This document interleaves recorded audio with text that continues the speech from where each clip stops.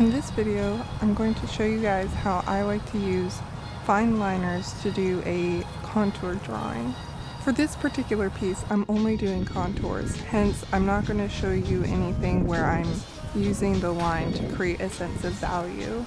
This, of course, is possible using cross-hatching or filling in areas or using stippling. I will put some artists on the screen here who I like for examples of cross-hatching and or stippling. So for this, we're going to need a few things. You're going to need a sketch and its requisite tracing. You'll also need the pens. I'm using the Sakura Pigma Micron pens.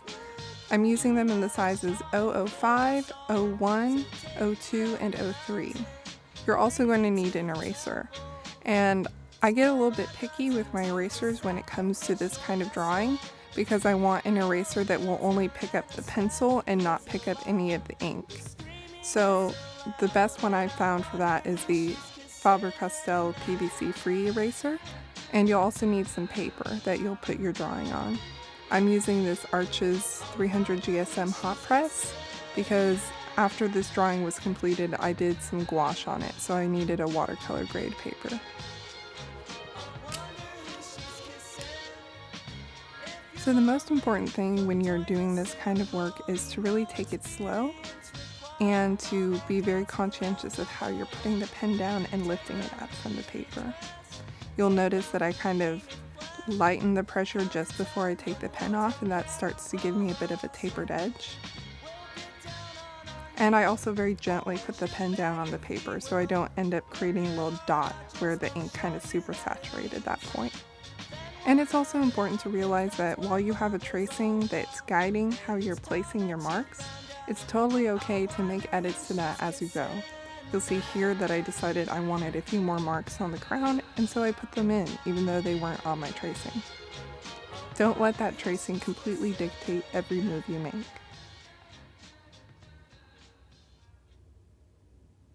Hi Brad, it's Mom. I just want to let you know I just finished listening to every song on your album, and you guys are extremely talented. I loved it. I loved all of it. My favorite one was The Artist, my favorite song, and I love the way each song fades at the end. It fades into the next one. Very clever. So that's official critique from your mother.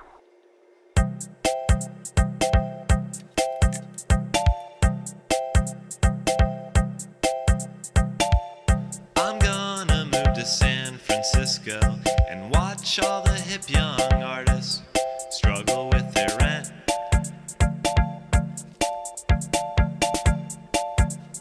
Ooh, I'm gonna be one of them.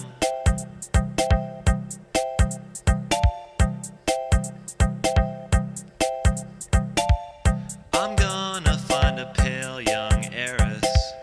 I'm gonna make her fall in love with me and live the good life for free. Whoa, whoa, whoa. I'm gonna be an artist.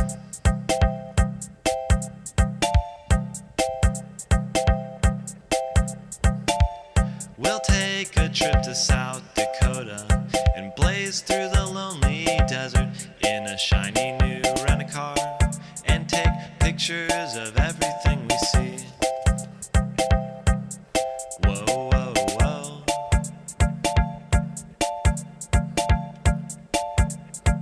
Pictures that everyone should see.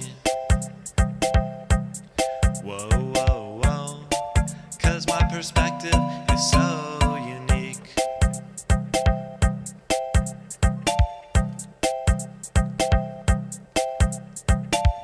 Some people work a 9 to 5. Don't they know that there's a better life? Whoa, whoa. Why don't they move to San Francisco? If they only knew, they could be artists too. Whoa, whoa, whoa. It's so good to be an artist. Whoa, whoa, whoa. It's so good to be an artist.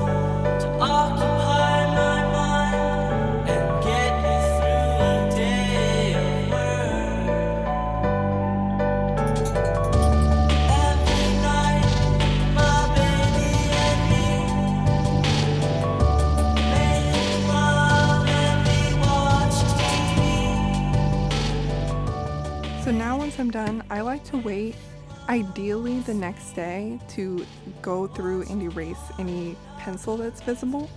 Here I gave it a few hours, which is plenty.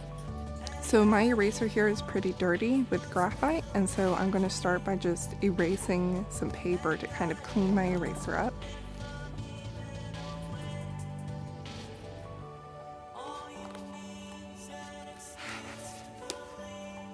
And then I'm just very gently working in circles to lift the graphite.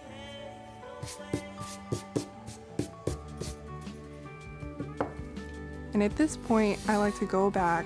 Now that all that pencil is gone, there'll be some spots you might see you want to add another line, or you need to kind of thicken up a line. So this is a moment where you can do that. And here is the finished piece. Hope you guys enjoyed.